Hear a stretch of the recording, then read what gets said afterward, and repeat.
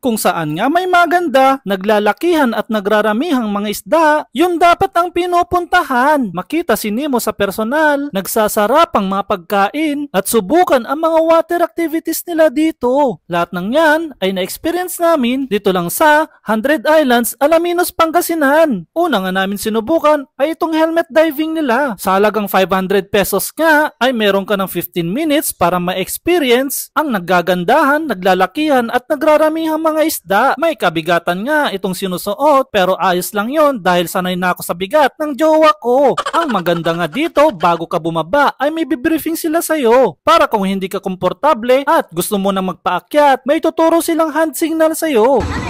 Ma'am, dandaan lang.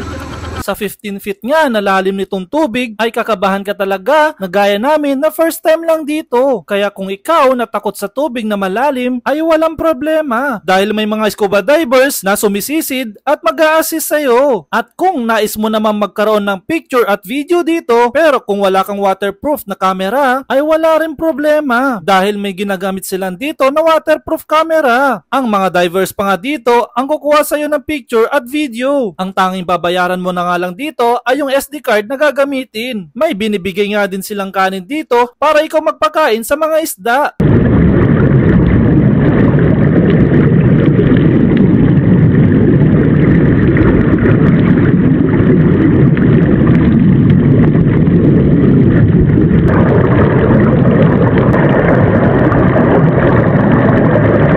Pagkatapos nga namin sa helmet diving, sunod namin pinuntahan itong Quezon Island. Dito mo kasi may experience ang mga water activities nila. Meron nga silang water bike dito, water trike, banana boat ride, crystal kayaking. Pero ang mas sinubukan namin ay itong hurricane water ride. Sa halagang 350 pesos per head, may experience mo na ang hinihila ng jet ski at paikot-ikot sa dagat. Kahit nga mahinhin ka o tahimik ang tao, talagang mapapasigaw ka dito. Pwede mo nga ibuhos dito ang lahat ng galit mo sa katrabaho mo.